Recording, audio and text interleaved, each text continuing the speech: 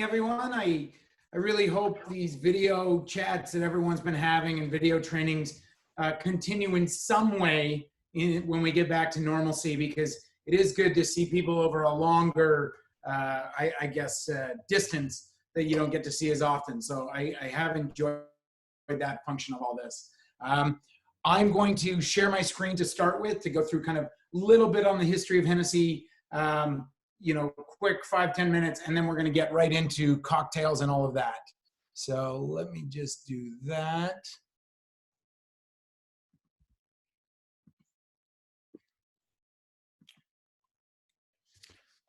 Perfect. So Hennessy, 250 years in 5 minutes. That's quite an audacious kind of task here. And so hopefully we can get through that real quick. Hennessy, many of the bottles, if you've got that bottle of Hennessy in front of you, it'll say 1765 right on the kind of black coin, right at the base of the neck. 1765 was the founding of Hennessy, so it's over 250 years ago. This is something that it's the start of a journey, and it started with this man on the screen, Richard Hennessy. He was an Irishman. He fled Ireland. The enemy of my enemy is my friend, so they say. And when he fled Ireland, he went to France to fight against the English with the French. When he was done fighting, he settled in Ireland with Irish papers. And when he had been fighting, he was a captain, and he was stationed in Bordeaux, the famous wine region. Bordeaux's northern border is actually the southern border of Cognac. So he saw what was going on there, which was at the time called eau de vie trading or eau de vie merchancy. And so he built an eau de vie trading company. Eau de vie is the base of Cognac. Cognac needs to be 2 eau de vie blended together to create Cognac because back then, age wasn't a requirement. And so there didn't need to be 2 years old or anything like that. I see one of you holding up a Hennessy XO bottle. I'm not sure where on the XO bottle it says 1765. It may not.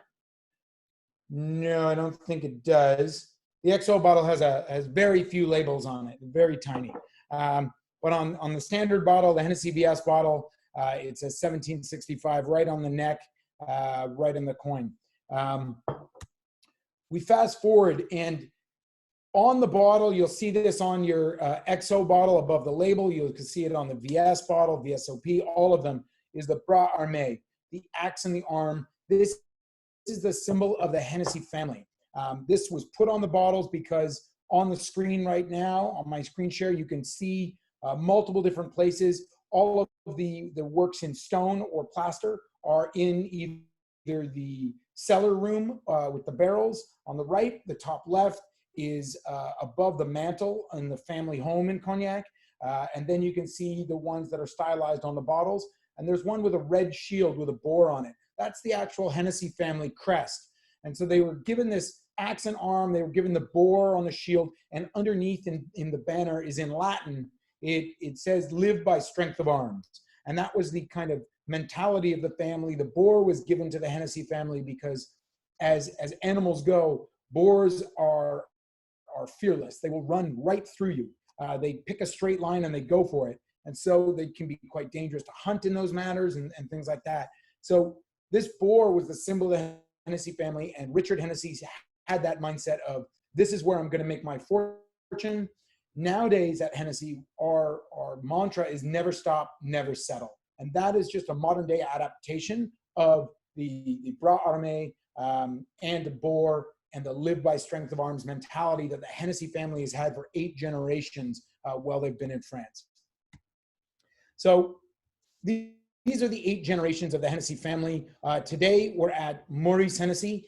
His photo is going to pop up in a second, but he's the 8th generation of the family. And really this family, at the very beginning, you had Richard. And then when Richard died in 1800, you had James Hennessy, his son, take over. And James really realized that to grow the company, he sort of had to take on a role like mine, which is to travel around and educate and entertain and get kind of liquid into people's glasses and liquid to their lips. So to do that, he wasn't going to be able to also make the product itself.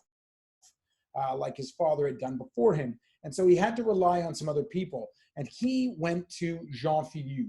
Jean Filiu was his father's cellar master and had been managing all the barrels and been the one that was shipping all the barrels to the people that were buying them from farther afield and shipping them out. So he had a really strong understanding of what Hennessy's style was and what Hennessy enjoyed and what his father, Richard Hennessy, had done before him. And so Jean Filiu in 1800 became Hennessy's first master blender that wasn't named Hennessy. And so Jean Filiu started a reign that is now, we're on the 8th generation of the Filiu family. So for those that are paying attention and doing that math, that's 2 families at 8 generations each. We're now at Renaud Filiu de Geron. And I think this slide here is a little unfair to Alfred and Raymond because it says achievements on the right. And under Alfred and Raymond, there aren't any achievements. That's not to say that they were lazy and didn't do anything over that time. But I'll tell you this, Alfred started in about the 1870s and continued on. And he died in 1941, well in office. And for those that are into history, or those that just haven't been under a rock their entire life, that time frame in Europe was the First and Second World War. But even more devastatingly, before that, in the 1870s in France, we had phylloxera. And phylloxera was a little bug that destroyed the grapevines. It was an invasive species. It wasn't from France, wasn't from Europe. It was actually from North America. It got over there and destroyed all the grapes. And this is why when we look back at Cognac classic cocktails, there are hundreds of classic cocktails with Cognac, more so than almost any other spirit, and certainly more so than whiskey. And yet today, if you look at most cocktail bars or most cocktail aficionados or things like that, there's a lot of whiskey cocktails out there. There's a lot of whiskey cocktail books.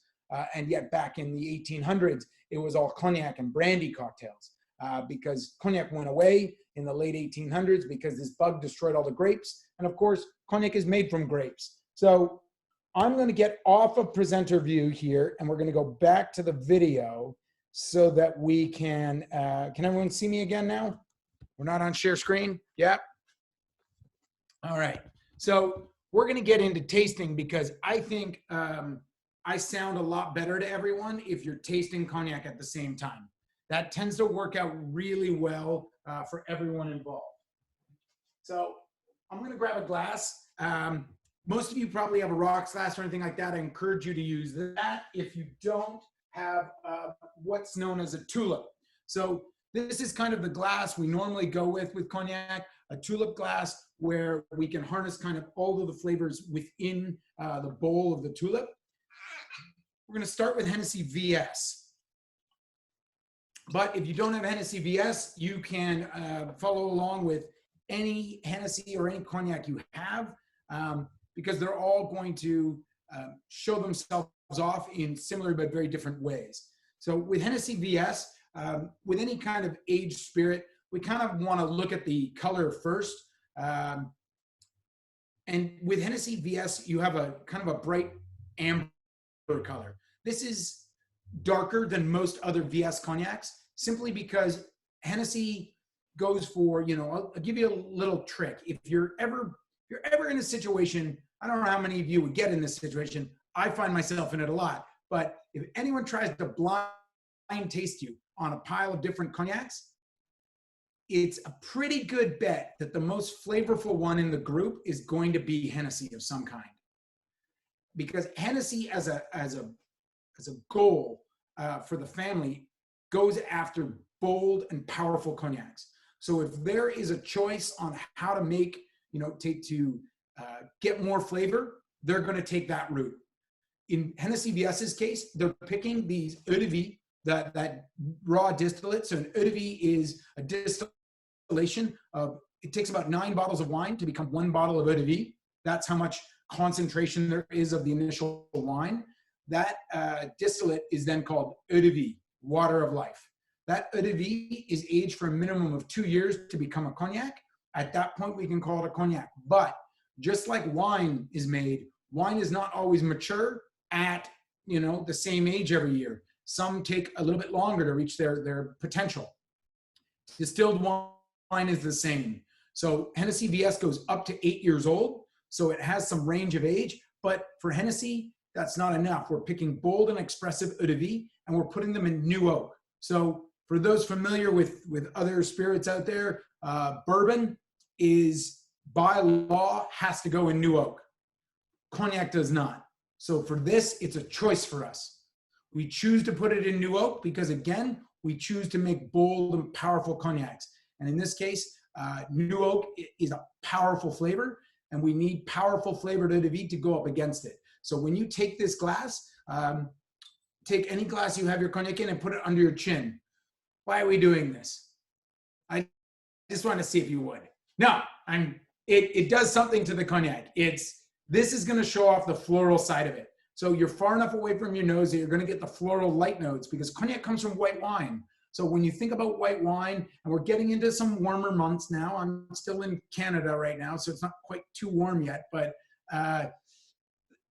you think about the warmer months, sitting on a patio with a nice glass of chilled white wine, you'd get floral, you'd get kind of orchard fruits like apples and pears and maybe apricots and peaches and things like that.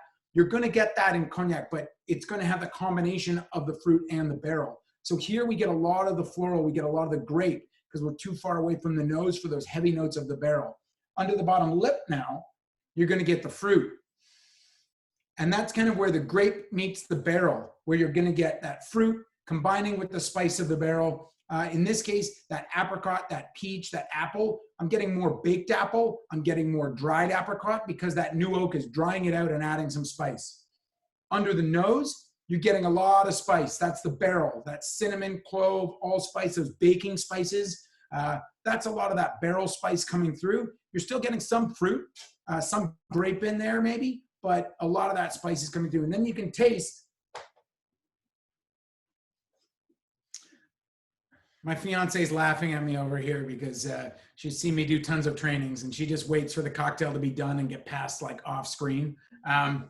But all of that flavor is right there. This is why Hennessy VS is the #1 cognac in the world, because it has so much flavor to it. It's got the spice up front, and for those that don't normally drink neat spirits, you probably got a bite on the front of your tongue. That's the same bite you might get from bourbon. That comes from the new oak. But after that, what you won't get from bourbon is that big fruity note coming in.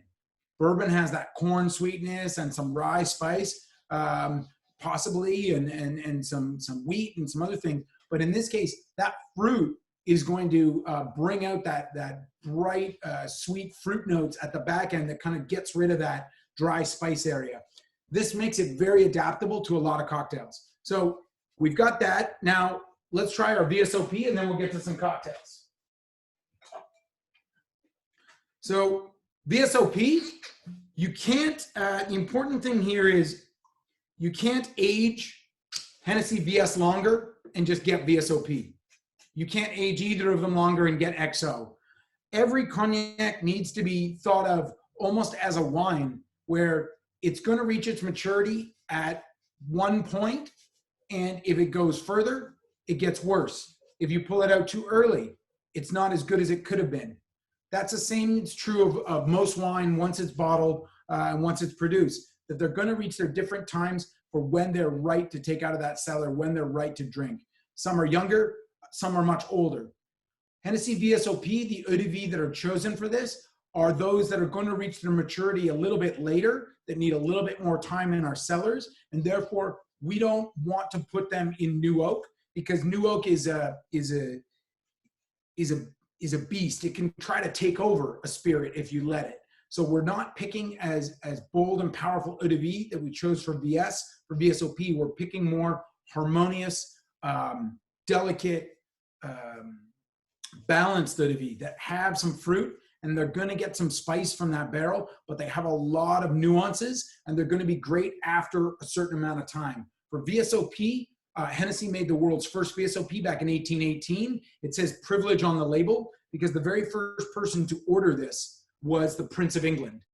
In 1820, he became George IV of England. So we always say privilege because it was known as the drink of kings, because cognac was of a higher quality and a higher consistency than any other distilled spirit back in those days. And so the kings wanted it, nobility wanted it, because if you were going to buy something from another country without tasting it first, you wanted to know, you wanted to have faith in that product. So VSOP was ordered first by the Prince of England, and he was the first one to use the words very superior old pale when he was asking for it, because he was asking for a good aged product, and he knew Hennessy had some of that. So we created this. VSOP by today's standards must be a minimum of 4 years old, but we go well beyond that. We go up to 15 years old, and so you're getting a lot of age in there. And if I called Hennessy VS bourbon drinkers cognac, Hennessy VSOP would be Scotch drinkers cognac. But don't let that scare you if you're not a bourbon or Scotch drinker. A lot of the fruit notes in these are going to play very, very well in cocktails. And this is why bars have different cocktails. This is why they have different offerings, because not everyone drinks something neat. Not everyone drinks something on the rocks. Some people need it in a cocktail, want it in a cocktail, or it appeals to them better in a cocktail. And you wouldn't be wrong to put these on ice and or just top it with water or sparkling water or things like that, because cognac and brandy all started as a white wine concentrate, a way to ship wine over greater distances without it spoiling. So they would often have that distillate and then cut it with water or something else to bring the alcohol level down so that it was easy drinking at the end of the day. So if you don't like it neat, neat is actually a far more modern way of drinking cognac than to mix it. So when you're smelling VSOP, you're still gonna get floral under the bottom lip, as opposed to VS. VS, you got dried fruit. VSOP, you're gonna get more candied fruit. Under the nose, there's not as much spice. The spice is more integrated with the fruit, so you're gonna get a lot of red fruit. And then you're going to get that spice that kind of intermingles with it, and then the spices on the back end. This is a very long finish, like 2-3 minute finish on it, where it'll sit and linger on your palate if you let it. This is my Desert Island Cognac VSOP. I'm never sure why I would get a choice if I were going to be deserted on an island, but if I were ahead of time, I would pack a lot of VSOP. So, now, to some cocktails. And if there are any questions, again, please write them in the chat and they'll get them to me or I'll see them perhaps, and we can go through those as you like. But if for everyone that would like to mix a cocktail, you're gonna need a shaker, you're gonna need a mixing glass of some kind, whether it be a pint glass. Mine is a metal one because I travel a lot, so I don't want it to shatter in my bag, but the bottom side of a shaker will work just as well. Some sort of measuring device to measure out the cocktails as you go, and then a strainer to keep the ice out. Now, I've got an actual cocktail strainer, but you could use a slotted spoon, like a pasta spoon or anything like that, something to just, and if you're making the cocktail for yourself, you could use your hand. No one's watching. You could just shut your video off, use your hand, it'll be fine, I promise. We're gonna start with something highly adaptable. This is called a sour, and really, a sour is a base drink in the sense that, you know, it's going to be great by itself, but whatever you want to do to it, you can change it and adapt it to whatever you want. The key is the balance between the sweet and the sour. So for those that think it's going to be tart, it's not going to be. It's going to be balanced between that sweet and that sour. If you like something a little bit more sour, you can add more sour. You can add more lemon or lime. If you like something a little bit sweeter, you can add more simple syrup, or you can add a liqueur or something like that that's going to sweeten it up. But at the base, what we talk about in the bar world is a 2-1-1 ratio. So 2 parts spirit, 1 part sour, 1 part sweet. Now, furthermore, another rule in the spirit world or in the bar world is 2 sour to 1 sweet was a rule 100 years ago, because back then they didn't use simple syrup. Simple syrup is equal parts sugar to water. To make this, I just filled a glass all the way to the top with sugar, poured it in a pot, filled it all the way to the top with water, poured it in the same pot, combined it over heat until the sugar had diluted. And then I have something that's an easily mixable thing, because if you've ever tried to add raw sugar to alcohol, they don't really like to combine with each other. They're very close on a molecular level to get really nerdy, but they don't combine well. So simple syrup is a great way to do it. But 100 years ago, they used to use raw sugar. And so it was 2 parts sour to 1 part sweet. So 1 part sugar to 2 parts sour. Simple syrup is half water, half sugar. So therefore, equal parts of this to sour will meet both rules' needs. So take your shaker tin or your cocktail shaker, and we're going to start with the cheapest ingredient first, because if you screw up and you've already added the Hennessy, it's going to be a costly mistake. So you want to start with probably your simple syrup first, as lemon juice can be kind of pricey at times. I'm going to add an ounce of simple syrup. Now you might notice my simple syrup has a kind of a tint to it. It is because I used raw cane sugar over just white sugar. But as long as you've got, you know, any sugar combined equal parts with water is going to work. If you like something a little bit more fortified, maybe you want cane sugar or a demerara or a brown sugar, but white sugar is what, you know, 99% of the bars around the planet use. We're going to add half an ounce of lemon juice or lime juice to your preference. I like lemon juice with dark spirits because I feel it builds body in them. So I think it works really well, whereas lime juice works with a lot of white spirits like your tequilas, your vodkas, your gins, Hennessy Black if you want to go in that direction. To this, we're going to add some Hennessy VS because the sour is super adaptable. You could add VSOP, you could add VS, you could add Hennessy Black. Hey, if you want to, one of you had a bottle of XO. If you want to go really crazy, you could go XO. But I see you shaking your head. Yeah, good one, good one. Generally with XO cocktails, I'm only going to add maybe a little bit of bitters or a little like nudge or dab in one direction. I wouldn't want to put it with too many other things. XO cocktails, I like to be 90, 95% XO with just little kind of suggestions from other flavors that get added. But we want to add 2 ounces of this. So that was 2-1-1 ratio. So 2 parts spirit, 1 part sour, 1 part sweet.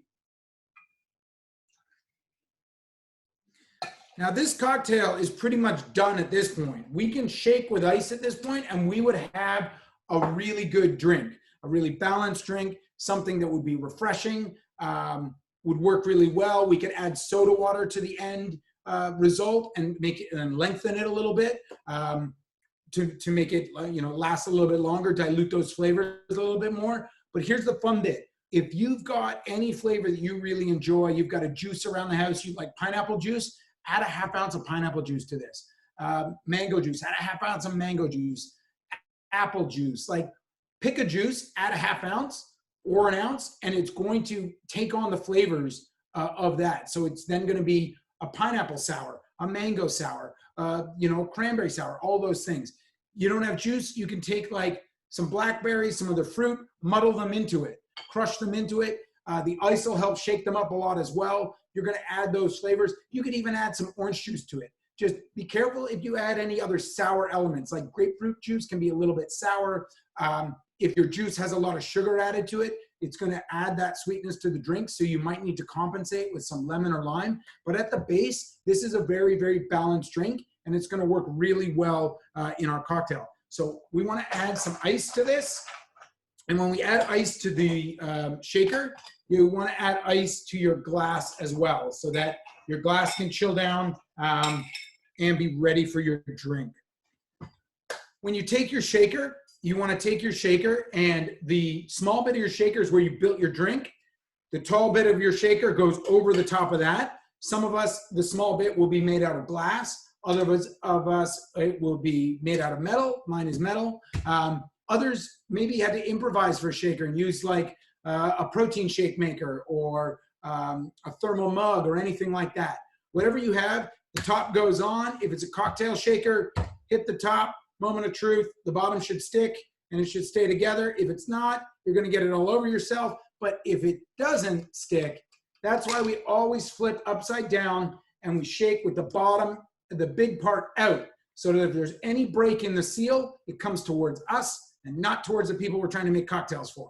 So then we shake it up. The point of a shake is not to just lazily move it back and forth. We're trying to break up the ice. We're trying to make little slivers of ice that are going to melt more, because the purpose of a shake is threefold.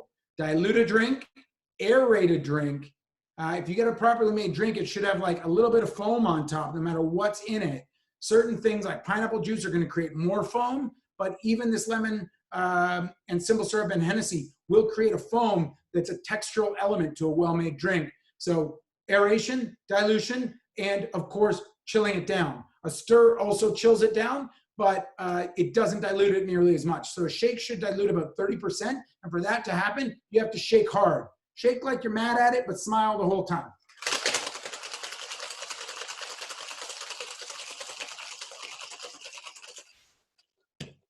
Breaking the seal by tapping the metal. You're opening your glass, and for those that can see, you've got that foam in the drink. We can pour this out. You can strain it or fine strain it if you have a tea strainer. Anything you're trying to just get, like if you muddled fruit in there, or you have a lot of pulp or things like that, you're trying to get that stuff out of it to remove that from the cocktail, because texturally that will get in the way of your enjoyment of the drink with like little bits of pulp, you know, hitting the back of your throat, things like that. So that drink will be very balanced by itself right there. You can see the nice foam over the top, all things well made. And at this point, we can add a twist. Now, again, this is modifiable. If you like the tart side of things, a lemon twist or a lime twist. You want to build some body and add some fruit to it, orange. Orange to cognac is like bacon to a chef. It makes everything better. I'm telling you. I often use a paring knife for this side, but a lot of bars use vegetable peelers because they're much safer than playing around with a knife. But it also gives you a really nice twist, because when you're doing a twist, you're not trying to get a lot of the pith on the back, the white bit. You're trying to get just the outside skin, because that's where all the oils are. Now, I'm a little bit neurotic, so I always shave off the edges of my twist to make it look nice and clean, like I'm working in a fancy cocktail bar, because I'm making this drink for me, and I love me. I don't know what you guys think, but I love me, so I want to treat myself really, really well. So I always make a good garnish for it, because it's not just about making the drink look good. We're trying to get the oils out of the skin. So what you want to do is 45 degrees above the glass, 45 degrees and about 2 inches above the glass, if you can all see this now. You want to be against the rim of the glass that's closest to you. You want to take your twist between your pointer and thumb, and then with both hands, and just press your finger and thumb together. This will bow the skin of the twist outward, expelling the oils from the skin. And you can see on the skin, it's got like the glistening oil on it. Then you want to take that and just rinse the edge of your glass with it, because that's going to leave some of the oils on it, and it looks like a pro, so why not?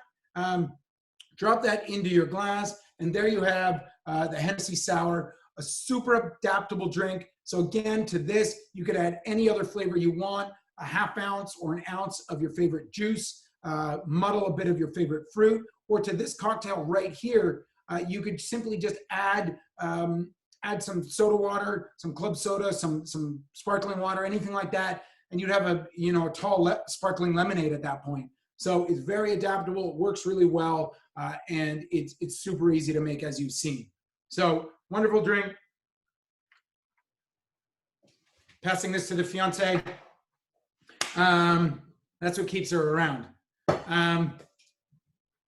Then so the next drink is a little bit stronger. It's the Old Fashioned. Now, the Old Fashioned is thought of a lot as a bourbon drink, but in actual fact, the Old Fashioned was just a recipe.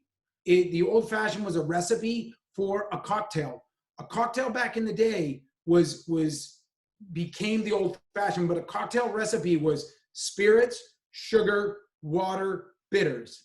So again, they weren't using a simple syrup, they were using raw sugar. So they had to add a little bit of water to that to allow it to dilute. But in our case, we have simple syrup. So simple syrup is the cheapest ingredient here. We're gonna need a mixing glass, a pint glass, or a large glass so you can put ice in. With a bourbon, you might want a half ounce of simple syrup or a whole sugar cube. With Hennessy, because of the grapes in it, I only want about half that to make a really balanced drink. I'm going to use 1/4 ounce of simple syrup. That's 15 milliliters, or sorry, 50 milliliters is a half an ounce. That's about 8 milliliters. So maybe like a teaspoon and a half if you're using something else as a measuring tool. Angostura bitters. It doesn't need to be Angostura bitters, but it is an aromatic bitters that you're looking for. Most aromatic bitters share common principles with Angostura bitters, which is cinnamon, clove, allspice, kind of those baking spices we talked about that you get from the barrel. Angostura bitters has those kind of things. So we want 2 dashes of bitters. To this, I'm going to use VSOP. Generally, in a bar, it would be about 2 ounces of a base spirit in an old fashioned, but I'm making this for myself at home. So I generally go about 2 1/4, 2 1/2. I can't go anywhere. I'm on lockdown. What are you going to do? So that's basically the drink right there, other than now we need to chill it. So we're going to stir this drink. So this stir is going to chill, but it's not going to aerate, and it's not going to dilute very much. It only dilutes about 10%. So I've got nice big ice. It's these big, like 1 1/4 inch cubes that just come from like a silicone ice tray. I find them very great because they don't have a lot of, though they're larger, they have a less surface area than a lot of smaller pieces of ice because there's no divots in them. They don't have holes or peaks and valleys like the little shot glasses that come out of some fridges at home. I'm going to stir more of these. If you have small, like fragile ice, you might not need to stir as much as I will because it will dilute on its own much more because of the surface area. So we're stirring. About 30 rotations should do it. I'm not sure if anyone's counting. Then we want to strain this out. Again, slotted spoon, any kind of strainer, your hand. I'm using a Julep Strainer. This is basically a slotted spoon. A Julep Strainer is meant for stirred drinks because you're not meant to have pulp or anything like that. It's really just to keep the ice out of the drink, because even if I were pouring this on fresh ice, I would still want fresh ice is the key, not the ice I've used in my shaker or in my mixing glass, because that's already been diluted. That's already been broken down. I want the best ice, the densest ice to avoid further dilution. That's getting real stickler though. So if you're running out of ice in this time, just pour it right from this. But I think the old fashioned is such a good drink. You won't even let it cool down, or you won't let it warm up in time to need ice in this drink. So this one though does, by historical standards, have an orange twist. Again, orange to cognac is like bacon to a chef. So I would encourage the orange twist on this one. If you wanted to modify an old fashioned, you could add some orange bitters. You can add some other things like that, and it's going to make it great. But twist, wipe the rim, drop in, and there you have it, a Hennessy VSOP old fashioned.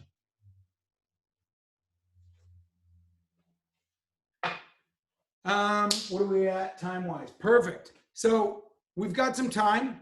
I'm going to do a sidecar right now. If anyone has any questions, Hamilton, I'm looking at you. Does anyone have any questions so far? You're on mute, so I can't hear you. Yeah, so we've had one question so far, which I think that you could actually kind of talk through. Well,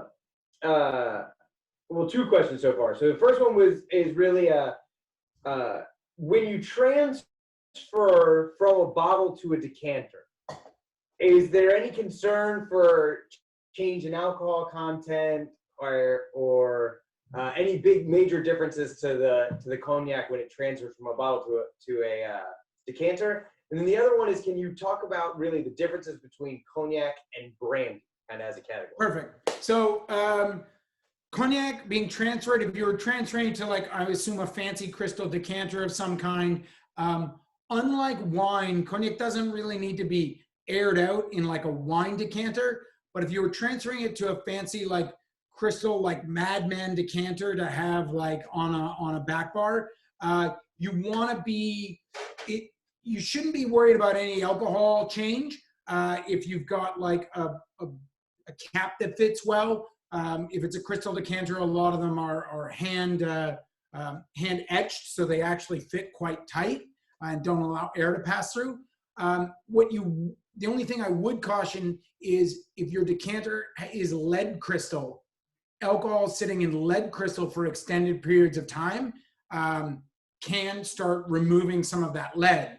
So it's not really that healthy. So when you look at our bottles like Parody Imperial and Parody and any of the crystal in that, they're often lined on the inside with what's called crystalline, which is a lead-free crystal glass kind of mixture to prevent anything like that happening.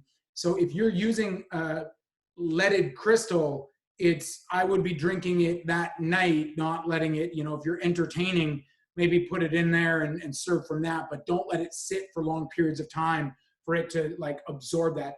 When I say long periods of time, I'm talking, weeks and weeks. And then cognac to brandy. So cognac started as a brandy. It was known as cognac brandy, the same way champagne started as sparkling wine. And all of these kind of things happened throughout history that cognac was recognized for the quality of brandy they were producing. And therefore, they started to impose their own rules to maintain their trade advantage over other brandies on the market. And then the government that was taxing the alcohol realized that, hey, if we can maintain our trade advantage and our high cost of goods, that's a good thing for our tax kind of coffers. Well, then the government took over those rules. And in 1936, we got our own AOC, Appellation of Origin of Control. That's a French term for basically a domain of origin, the same way, Tennessee whiskey has a domain of origin, bourbon has a domain of origin, tequila, champagne, all of them. And in our domain of origin, we have the rules that we have to follow, some of which we talked about, the major ones being cognac must be 2 years old, it must be aged in oak. Our oak cannot have contained anything that wasn't grape-based. So we can't use old bourbon barrels, for instance, the same way Scotch might be able to. We could use old wine barrels. We don't, because we feel the terroir of the land, the changes in the soil and all of that give us enough variety of flavor profile that we don't need to grab stuff from everybody else. Yeah,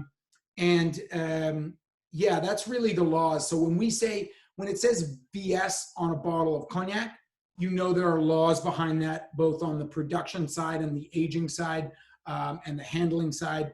For other brandies, they differ.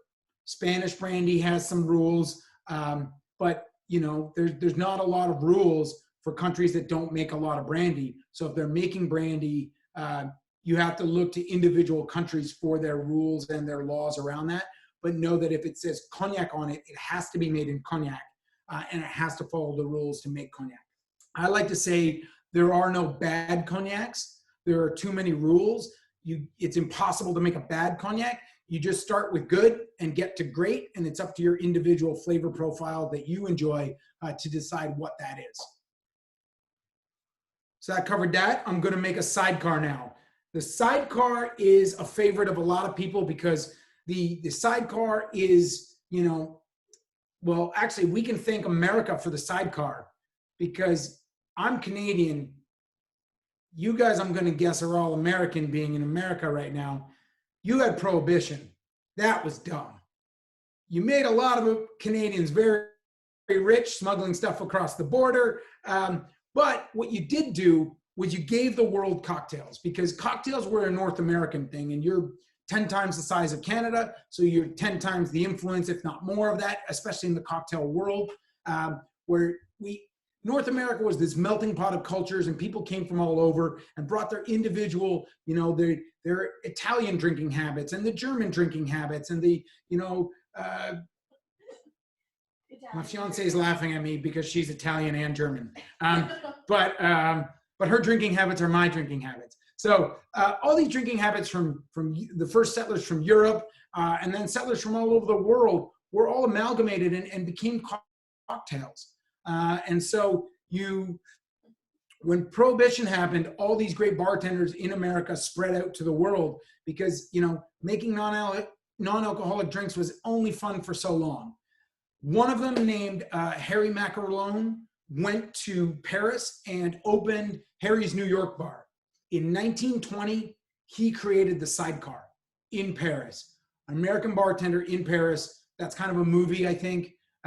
American Bartender in Paris. That's a sequel. But he made the Sidecar, and it was said he made it for a guest that was always showing up in his kind of World War I military kind of motorcycle that had the sidecar beside it. So he called it the Sidecar. And the Sidecar is a beautiful drink. Just like the sour we just made, it's very similar. It has a sweet element and it has a sour element. So we start with the bottom of our shaker tin, and instead of, we're going to be using a liqueur in this for a lot of that sweet element. Now, sidecars throughout history have changed a little bit. At one point, they had a sugared rim on them, where you dip, a glass, a martini glass or a coupe glass in some lime or lemon juice, and then dipped it in some white sugar, and you got a nice rim around the glass. That's sort of an antiquated way of doing that. But if you're going to do that, you won't need any simple syrup in this recipe. In this case, that is kind of unbalancing to me, because I want to idiot-proof this drink. I want every sip to be the same as the sip before it. And if you had sugar on the glass for your first sip and you went back to that same part on the glass, all of a sudden there's less sugar there or no sugar there, the drink is going to change in complexity. Maybe you like that. Maybe you want to choose your own adventure with every sip. In that case, you can have that sugared rim. But a lot of bars have gotten rid of that for the consistency of making sure every sip is the same and that quality is there. So in that case, I'm going to add a little bit of simple syrup, just 1/4 of an ounce. That's about 8 milliliters. So 2.5 teaspoons to this. But the majority of the sweet is coming from the Grand Marnier or Cointreau or Triple Sec or whatever orange curacao or orange liqueur you want. Just be careful. This recipe is done with Grand Marnier in mind. Grand Marnier is a cognac-based curacao. That means it's not going to be as sweet as a Cointreau, as a Triple Sec, or some other curaçaos. You want to be about balance there. So if yours is a little bit sweeter, maybe don't add the simple syrup till after you've tasted it with the orange curacao in it. But we start with the cheapest ingredient. So I know this is going to work because I've got the Grand Marnier. So I'm going to add 1/4 of an ounce of simple syrup. I am going to add 3/4 of an ounce of lemon juice. This is meant to be a tart and refreshing drink, sort of like a margarita, sort of like a daiquiri, all of those things. It's actually thought that this cocktail came from the same origin story as the margarita, which was the brandy daisy, which is another just similar ingredients, just a different proportion in the drink. So I'm going to add 1/2 an ounce, or if you like your orange flavor a lot, you can add 3/4 of an ounce of Grand Marnier or your orange curacao. Especially if you're going to be using a Triple Sec or something a little sweeter, something that might be only like 20 to 25% alcohol is likely going to mean it's going to be sweeter. That you're going to probably want to keep at 1/2 an ounce just to guard the sweetness. To this, I'm going to add 1.5 ounces to 2 ounces to your liking of Hennessy VSOP. To this, I'm adding 1.5 ounces.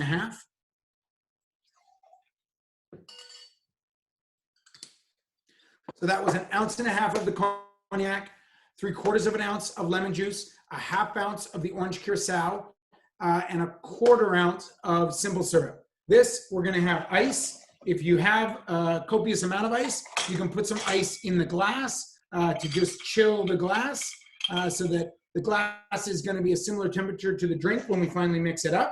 But you also want to add ice to your shaker.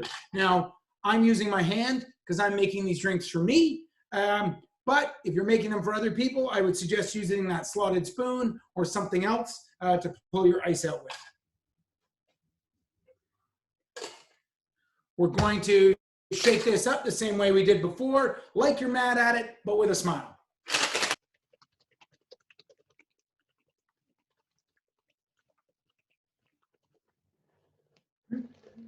Sidecar. break it to knock them together. And now we're going to strain. We don't need the ice. We've chilled the glass. We're straining to get all the little pulp or small ice particles out. Again, you see that nice froth on the drink from a proper shake. And to this, traditionally we put a lemon twist, but you know what? It's your drink. Whatever you want to do, you can do. It's again, this is like our first drink, the sour, highly adaptable to what you like. If you don't have an orange liqueur, you could add a berry liqueur and you'd have a very good drink that went in a berry direction versus citrus. So, you know, pick your poison and go in that direction. The twist, again, 45-degree angle from the rim of the glass closest to us over the drink, and then wipe the rim. If you have a stemmed glass, you could also wipe underneath, leaving a little bit of the oils there that, you know, they say in bars that is where you hold the glass and then you bring your hands to your face. I mean, before COVID-19, we touched our faces a lot more, I think. And where you get that smell of that oil and you get reminded of that drink and you come back to it. So that's the iconic Sidecar. We've done the sour, done the old fashioned, we've done the Sidecar. That lexicon of drinks is a beautiful way to start. And I hope that helps make isolation taste a lot better for all of you. So any more questions we've got or anything else you want? Yeah, we've got one more question up here currently, which is what's a good introduction to the cognac world for people who are new to drinking cognac? I would say a good introduction.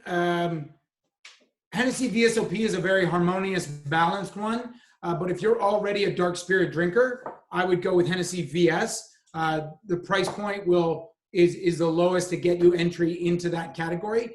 But Hennessy Black, if you're a white spirit drinker, if you like vodka, Blanco tequila, gin, Hennessy Black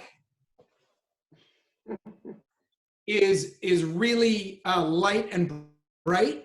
So it is the same age as Hennessy VS, but it goes in old VSOP and XO barrels. So it doesn't get that big bite of that new oak, but rather it focuses on concentrating the flavors of the grape from that distillate. So it's more like that concentrated white wine, almost like white wine spirit. And then I have a question for you too, is we're all stuck inside. Where can we find some resources for cocktail ideas? What can we do with Hennessy? You know, just some kind of, I don't know, deeper understanding of how to use what we've got at home to make a great cocktail. So there's a few resources. I, like all of you, am stuck at home. So to keep my sanity, every day at 6 o'clock, I do an Instagram live that's walk at 6 p.m. Eastern time that walks through at least one cocktail with Hennessy. If I have a guest on, they'll make a cocktail as well. We talk about kind of the history of spirits, things like that. So that's a good place if you want some kind of daily inspiration, because if I'm using different ingredients, I'll walk you through how I've made them. I made marmalade from scratch last week, and then I used marmalade in 3 cocktails, for instance. I did preserves in drinks, so I use them in cocktails. So you can follow me at Mixing Jordan. But alternatively, you can also go to Hennessy.com. Hennessy.com we're redoing the website actually in the coming months, but to be even more approachable. But as it is, it's got search functionality on flavor profiles that you might like. And there are hundreds of cocktails on there that a lot of them, I think like at least 40% have videos attached to them. You may recognize me from some of those videos of making some classic cocktails, some modern cocktails. It's a great place to go to find out some more uses for any one of these 3 products, the VS, the VSOP, or the Hennessy Black in different cocktails, because you could say, I want something refreshing, and it's going to take you to a refreshing place, or I want something strong like the old fashioned, it'll take you to that place. Great, thank you. Are there any more questions from the group? Thank you guys all for joining.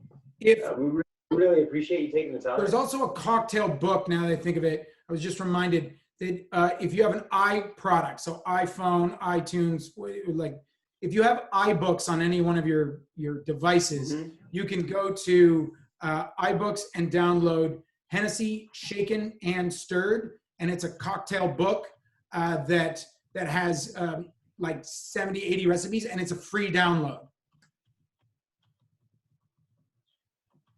That's awesome. Thank you for letting us know about that one.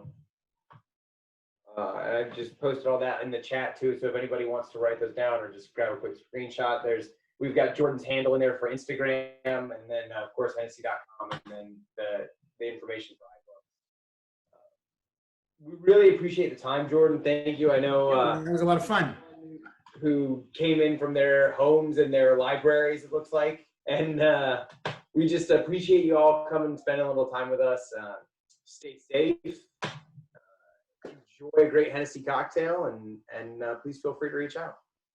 Cheers, everyone. Stay safe. Cheers. Talk soon.